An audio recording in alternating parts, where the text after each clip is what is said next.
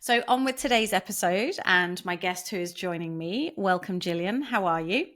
I'm good, yes, thank you. Busy day, but good. Yeah, every day's a busy day, right? It is indeed.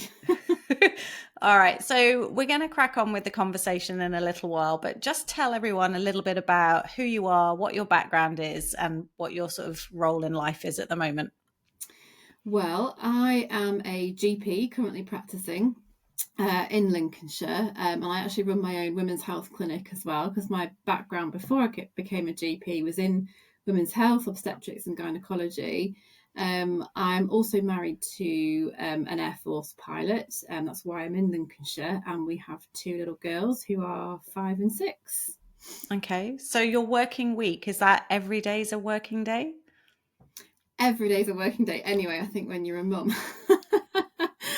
It's just what sort of work you're doing, isn't it? But yeah, I work sort of 2 or 3 days clinical. I pick up extra shifts here and there, and then the rest of it is home mum kind of work, really. Yeah. You're right. We are working regardless of whether it's paid work or not. Really good point. I like that. Okay, so we're going to be focusing our chat today on gut health and specifically in relation to children and why that is something that is important. And I'm going to be completely honest at the outset. I think gut health is I almost want to say trendy subject in the sense that it gets a lot of coverage in the media, but I'd only ever thought about it in relation to adults. So I think this is a really interesting conversation. So tell me a little bit about what you mean when we talk about gut health in children. Well, I mean, it's difficult, isn't it, to get that concept across to children, but I talk to my children about having like good bugs in their tummy because they understand what bugs are. They're told to like wash their hands all the time, and they're told what dirty and clean is and that sort of thing. So they understand what bugs are, and they can make them poorly. But I talk to my kids about the bugs in their tummy as well and how they need feeding, and they need feeding with real foods. They need feeding with, vegetables and lots of fiber and that sort of thing. And even though they might not like the taste of some of those things, they're really good for their bugs. And that's how I kind of get my kids to interact with their bugs, sort of thinking that they're sort of helping them and working together to make their bodies strong and make them able to do all the things that they want to do with lots of energy. Okay. That's a really good way of thinking about it. And I guess in the first instance, I'm keen to understand from your perspective as a GP, why is it important for us to start thinking about this with our children, not just sort of alleviate or forget about it?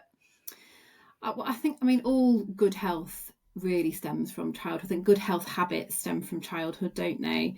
And I think as a sort of millennial, woman, I was brought up with the sort of closer magazines and, that sort of thing, and like knowing exactly what your weight is on the scales and that sort of thing. And I think a lot of women of my generation have a really bad relationship with food. So I'm determined for my two children who are both girls to have a very different relationship with food, and for them to see it as a source of fuel, to see it as something that helps their body, helps their bugs, keeps their gut health healthy, which in turn keeps their brain healthy, their muscles going, and all those things that allows them to do the things they want to do and be the person they want to be, rather than it being, a source of concern, a source of worry, something that you're always thinking about, that dominates your brain. And I think a lot of women of, that sort of generation really do feel like that and have quite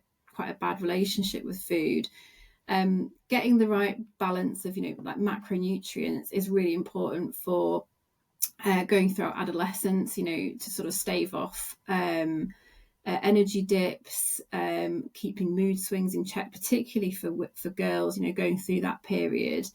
And some people are just more genetically predisposed to developing things like diabetes, what we call metabolic syndrome, so things like gout, heart disease as they get older. And also things like gestational diabetes as well, which obviously affects only women. That's diabetes caused by pregnancy. And there's definitely some sort of genetic trait, I think, that predisposes people to not handling blood sugars and things that well. And I think a lot of processed food contributes to that. So I think that's why thinking about your gut, as a part of your body that needs really well looking after, is the gateway to preventing chronic disease and preventing disease that could be caused essentially by not making particularly brilliant food choices.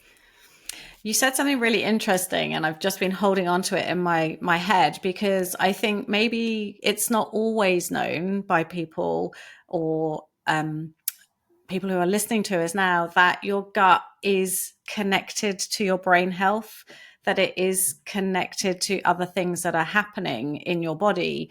Can you explain a little bit more about that, and how and why that sort of happens? And it's important to understand that. Yeah.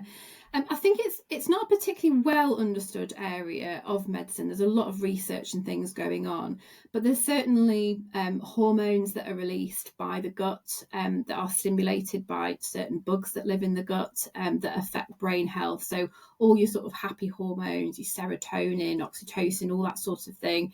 And then you've got your opposite hormones that cause stress, cortisol, adrenaline, that clearly in some way are balanced and affected by what's going on in your gut. Like I said, it's quite difficult to explain it fully, and I don't think that anybody has the full answers or a full understanding of that.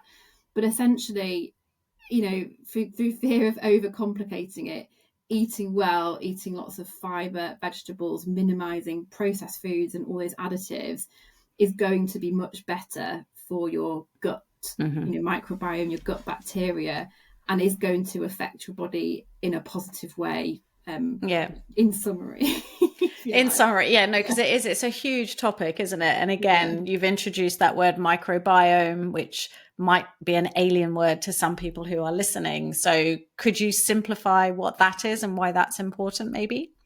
So when we talk about the microbiome, we mean all the bugs that are sort of throughout your body, which we have lots of. There are lots of areas of the body that contain more bugs than others, and the gut obviously is very saturated sink of those bugs. 50% of your fecal matter is bacteria. Like there's trillions, millions of these things in us. So that's what we mean by the microbiome. It's a sort of mutual existence that we have with all the bugs that live on our skin, live in our mouth, live in our gut. Yeah, it's funny, isn't it? I love the fact that your children understand that the bugs are good, that there are because bugs in lots of children's minds would be nasty things. But when did you start that conversation? What age do you think they sort of can get it, just for those guys listening to us today? I think it starts so early because, I remember at nursery, they would cough into their elbow and talk about, not spreading their germs and their bugs. And they were probably 2.5, maybe, something like that. So I just started with, a sort of, not a counter narrative, but a slightly different perspective from just having bad bugs. And thinking about the bugs that we have on our skin. We don't want to wash them all away. We don't want to use products that wash them all away, because actually they look after us as well. And the same applies to the gut, and taking antibiotics as well. I'm very cautious about whether I prescribe antibiotics or not, because I think often actually they do quite a few more harms than they do good for most illnesses that children pick up. It's a tricky one, isn't it? Because as a parent, you just want your child to feel better and feel well. And then there's that sort of awareness, and it's sort of, I guess, you play a role in helping that decision. Yeah, exactly. Yeah. So beyond sort of understanding what food to put into a child's body, like you've referenced, some of the general characteristics, like lots of fiber, for example, and you've also mentioned perhaps limit additives and preservatives and those sorts of things, because that will negatively harm the gut and the gut bacteria that's in there, the good bugs. How might a parent notice that perhaps the gut health isn't the greatest in sort of any behavioral ways? Is that something that would be evident? I think that would be my thoughts on this, not Yeah. scientific evidence. I don't know how we could feed children things that aren't food and not expect some sort of manifestation of that physically. Mm-hmm. Whether that's lacking in energy, whether it's behavioural issues, whether it's emotional issues. I think if you're not feeding your children real food, I just inherently, instinctively think there's probably going to be a consequence to that. Mm. Probably not in all children, and I don't want to sound too dramatic about it, but I just don't see how, if you're feeding your child essentially chemicals most days, that they're going to thrive.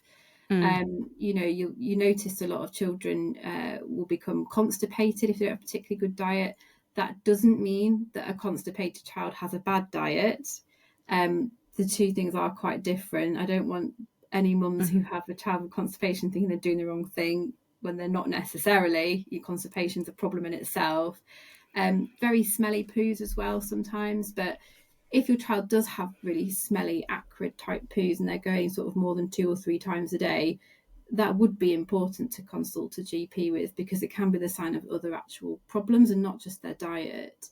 Okay. But yeah, I do think a lot of the sort of behavioural and emotional issues are probably related to the food that children eat. Yeah, definitely. And I think it's interesting as well because I've got two children and I can see that the same food can impact the children differently. So, how Yeah. do you manage that and discuss that with some of the parents you meet? So I tend to approach this with a sort of whatever your, say for example, it's an overweight child, or a child that, an older child maybe, that's sort of pre-diabetic, that sort of thing. um you know I would say whatever they're eating, it's not working for them. So Mm-hmm. your other child who's skinny and healthy and does loads of sport and eats the same thing is essentially getting away with it genetically, because some people just do. But whatever your other child is eating and doing, it's not working for them. So it needs to change, and it's really as straightforward as that. There isn't a golden recipe, for Mm-hmm. higher populations of people and of children. It is about finding out what's not quite working for them if they do show any signs of health or behavioural problems, I think. I think one of the things I've experienced is one of my children knows what doesn't suit them and has got to that point and will actually request not to have a sandwich because he doesn't want the bread because there is a consequence for Mm. him. And I think it's that sort of sense of listening as well, isn't it? And recognizing those sorts of things as well, because they will know.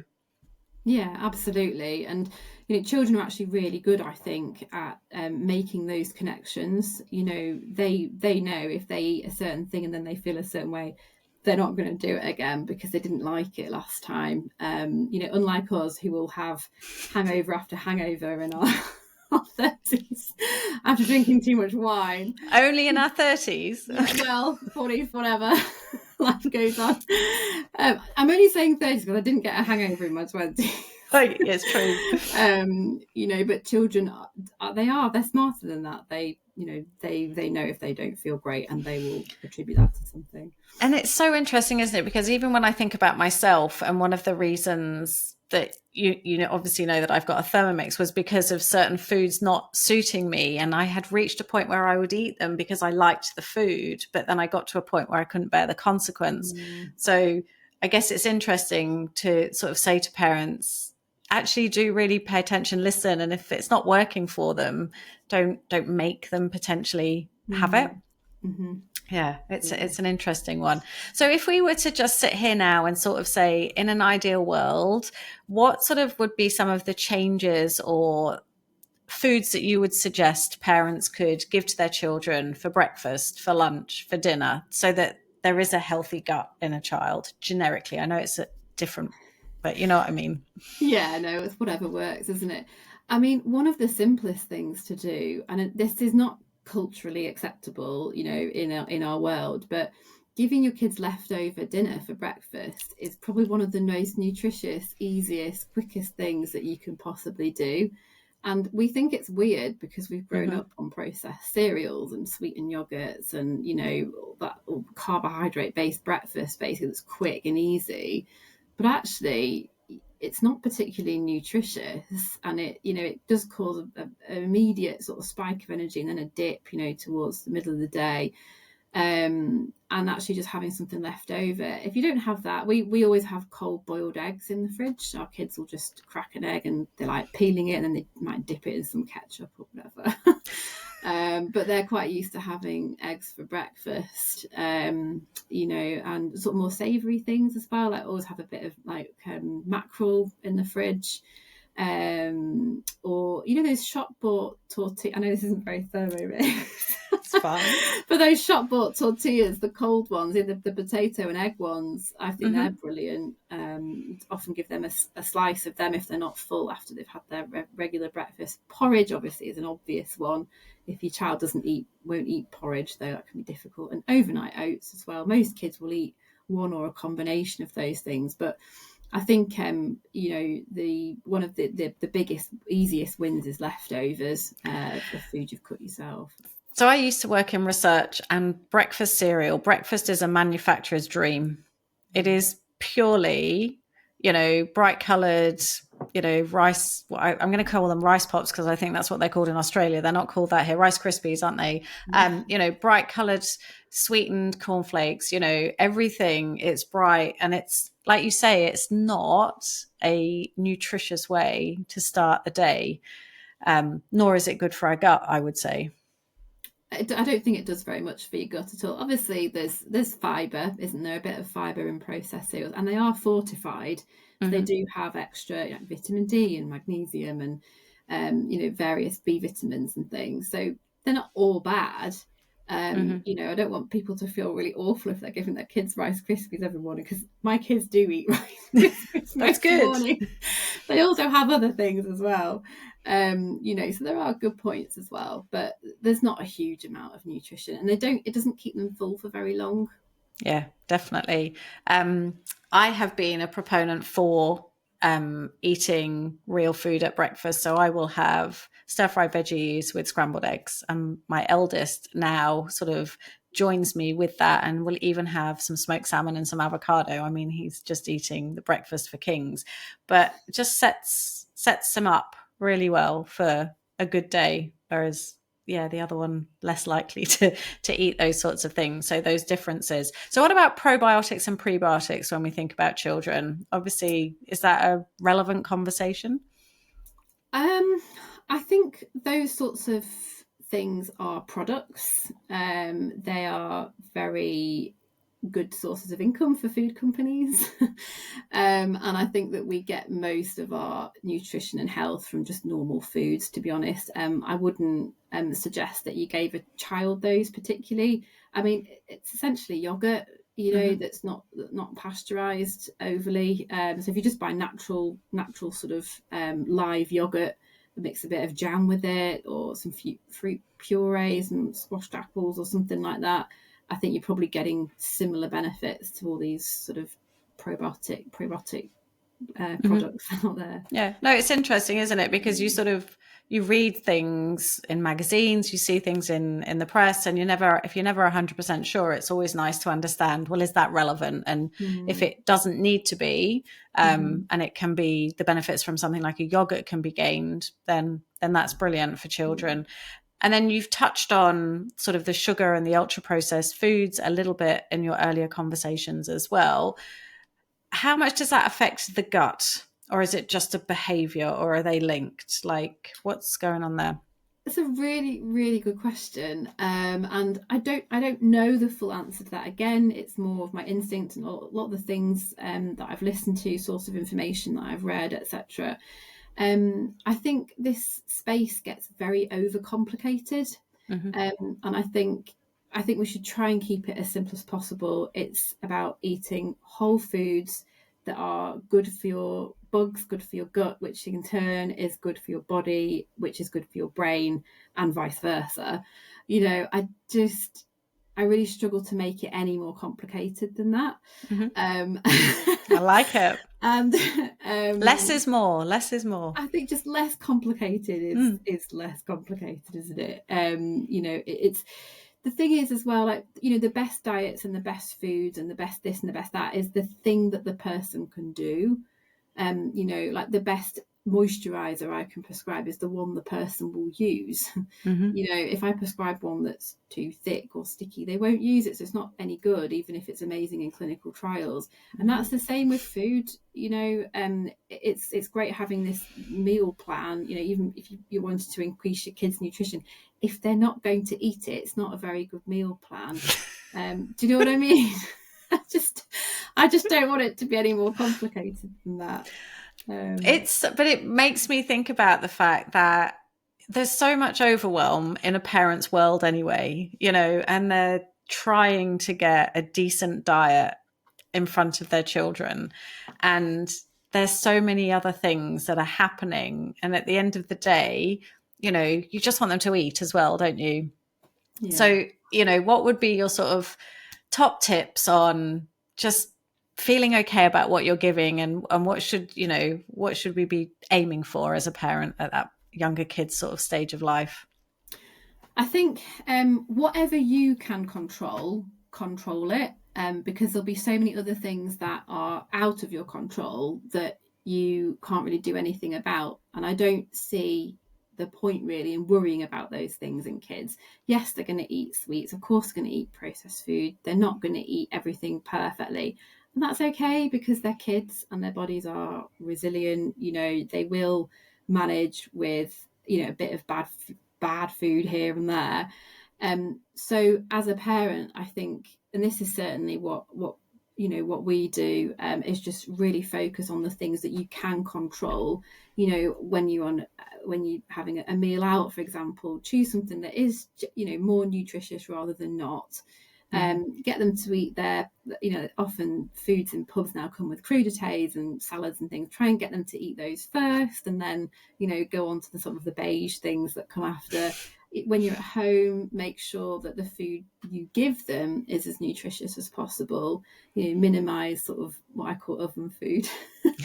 The stuff that comes out of boxes and the stuff that someone else has made, essentially. And it sounds like a bit of a luxury, and I am a working mum myself. I do understand the time pressures, but I think also getting your kids when they're of a certain age to be involved, like cutting peppers with scissors, cutting tomatoes with scissors, that sort of thing. They prepare a lot of their own crudités and veggies and things that they eat now, and they're so much more engaged. They love that, they love eating things like that now, and that's, I think, partly maybe because I have tried to involve them in it a bit more. I think that's really crucial, just getting them involved. And in a recent episode, we had a parenting guru, and she was sort of saying you need to put a food in front of a child at least, I think it was 20 times before they potentially will even try it, which is so fascinating, because as a parent of a fussy child, after about 4 or 5 times, I was just like, right, well, I'll never serve that again. And actually, if I just kept doing it, perhaps there would be more involvement. And I know, since I got the Thermomix in my world, that my youngest child got involved and started eating way better. So what are some of your go-to meals then with your kids, would you say? Busy parent, like you've just said, just to give people some ideas that it doesn't have to be perfect. I'm just going to put that out there. None of my food is perfect. At all. It's very, very basic, actually. I keep things very basic. I stick to macros that I know they sort of need. So I'll often just serve some oven cooked salmon with some roasted new potatoes, and then some steamed greens and a bit of butter and lemon. That's one of my really easy go-to meals. Tonight we've just had some frozen prawns, chorizo, which I always have in the fridge. Just mix those together in a frying pan, and did some pasta with some spinach and lemon through it. Nice. Nothing fancy, nothing that would make an Instagram post. But perfectly nutritious, nothing nasty in any of it. Well, maybe the chorizo's got nitrate. Maybe. It's like very small amount. Yeah, trying to think what else is it. Oh, so a baked, microwave sweet potato with some tuna and creme fraiche on the top. Yep. Again, some peppers, chopped up carrots, cucumber, tomatoes. I know it all sounds a bit samey, and we think, oh, giving kids like crudités all the time, but they don't really care. They actually really, I think, like eating with you. And they do like sitting down and having a chat and things now. And they do get quite proud of themselves when they eat their good stuff for their bugs, now. And they're like, Mummy, do you think my bugs will be happy after this? Oh, I love that. Like that you have created that sort of conversation around it, because just like we've said, get them involved with the food. If they're actively engaged in understanding something in a way like that, then they're going to be more engaged with looking after those bugs, aren't they? Any other tips? That's the idea, I think, as they go throughout life, definitely. Any other strange tips, like the bugs, have they got names or anything like that? Not gone that far. Okay. Might reach for that one if it starts to sort of dwindle, fall soon. away. Yeah. No, I think just having stuff in your fridge that's pre-cooked, I think that's a big thing, isn't it? Because, we live in such a fast-paced world, and, it's so much easier to reach for convenience foods that have already been made by someone else. But like I said, if you have things like, boiled eggs and, chopped up veg already in your fridge that you can just reach for, having like homemade dips, hummus and pea dips. They love a pea and mint dip. It's just getting around to it, making it. It's going to get easier soon. That's why I need a Thermomix. Yeah. No. All right. So finally, in relation to the food and the health and understanding that it's important with children of all ages, what would be your one key message that you'd give to parents listening to us chatting now? I think I've probably already given it, and that is to not overcomplicate this. Do not overthink it. It's really straightforward. Feed your kids good whole foods. Avoid sweeteners and processed foods, additives, numbers, flavorings, all that sort of thing. Because it's just not doing them any favors later in life. And it can be quite difficult, I think, for some people who think, I can't detox my child off this stuff. It's really hard. But once you've done it, when they taste those things again, they're like, oh, this is really weird. Like my kids, when I feed them sort of fake-ish food, they're like, Mummy, this has got a weird taste. And they're like super sleuths. They notice it now. Children notice everything. Yeah, they do. They really do. And I think the other thing as well, I don't want to sound preachy or anything, but I never let my kids eat food while they're doing something else. So they sit down, they're not walking around, they're not watching telly, they're not listening to anything. They're sat down, they're eating food, and the only other distraction they have is us, as in us eating with them, being around a table. And I think because if kids are so distracted with other entertainment and that sort of thing, they don't really taste the food. They're not really registering the food that they're eating, which, I don't think is a particularly good habit for the future. I absolutely love that, because I think we are so not present in lots of situations. And actually, if we teach our children to be present at the table, like you say, it just creates a different relationship, doesn't it, with the food? The relationship is with the food, and like you say, the conversation that's happening with the people. That's a really nice point. I really, really like that. Thank you. So before we sort of start wrapping up the conversation, thank you so much for everything you've said so far. I guess what's a pretty important sort of thought is, are there any longer term benefits to focusing on the gut health of your child? What would you say in relation to that?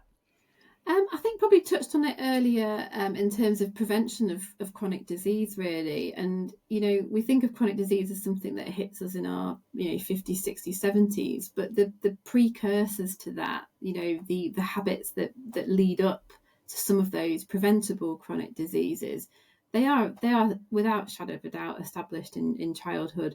And I think if you can give your child, a really good relationship with food, I think that's probably the key to maintaining their gut health, which then carries on into adulthood. And I do believe that having good gut health helps prevent certainly a lot of longer term chronic disease associated with midlife and older age. Yeah, I think again you've touched on something that you've just made me think of something. I can always remember my mum trying to feed me just really healthy food that I just didn't want to eat. But you move out of home, or you go to secondary school and you get to go to the supermarket. I'm talking about probably my children, and you go and buy a bag of sweets. You're going to do that as a child, like you said as well earlier. But I'm hoping that with what I feed in that whole food sense at home, that when they then get to a certain age, be that their late 20s or their early 30s or whatever, there's going to be a return to actually real food is the better food. So like you say, it's establishing, even if that behavior falls away for a certain part of their world, there is always the hope and chance that it will be where they return to. Yeah, I think you're laying the foundations, aren't you, in childhood? You can't control an 18 or 25-year-old. You do your own thing, and your body's so resilient at that age. But then it does kick in, in your 30s, and you realise actually, need to start looking after my body. And I think once you've had those foundations laid, it's invaluable. Yeah, and they're there. All right, so let's move on now. Talked a little bit, or I've referenced the Thermomix a couple of times during our conversation, and you have recently ordered one from me or with me. Tell me a little bit about that decision. What led you to want one?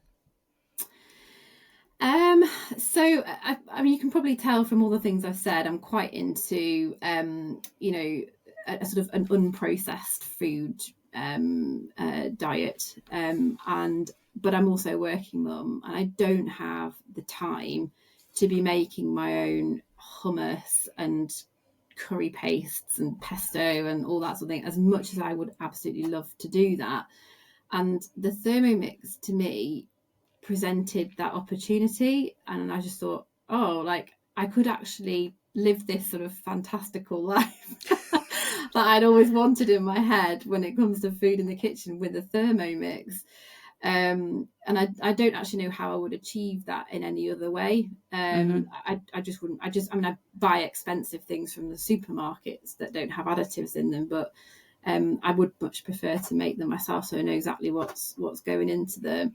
And obviously it's the time as well. Like, I would like to be able to leave food cooking, on in my kitchen while I'm doing some maths work with my kids, because at the moment I can't do both, or when I do try and do both, I do both not particularly well, or burn something or whatever, or shout at them for not doing this right or that right. Whereas, with a, I think I'll be able to, leave that to itself and then get on with doing actually more things with my children. Yeah. No, all of the above is absolutely going to be something that is going to be achievable. And I did like, and I'm going to reference it, that you said that you could live a Mother Earth kind of life. Yeah. Be that mother I've always wanted to be, but modern society hasn't allowed. Yeah, exactly. And it's true. I mean, you are going to be able to enjoy all of those things that you've just described. You can do the maths homework whilst your really healthy dinner is cooking and all those sorts of things. I also think that you'll enjoy your children being involved even more with the process of making food as well. Yeah, definitely. So one of the questions I always ask guests that come on the podcast is, how would you describe a Thermomix to somebody who knows absolutely nothing about it? Because I think it's 88% of the population in the UK do not know what a Thermomix is. So in your layman's terms, what is it to you? So the way that I've described it to my kids is that it's like a mini kitchen robot. Mm-hmm.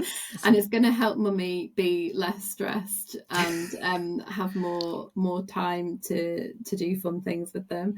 I would probably describe it as an aid in the kitchen, like a kitchen helper. I think something that's sort of able to do the sort of the low level labor that we all have to do in the kitchen these days, standing and stirring, using our brains after a hard day's work, where we've got, you know, 3 things on the hob at once, and we're trying to time this and that and the other. And you know, I mean, my working day is so intense. I don't have the capacity really to do that, and that's why I avoid cooking a lot of the time when I get in from work, because it's just too stressful on my brain.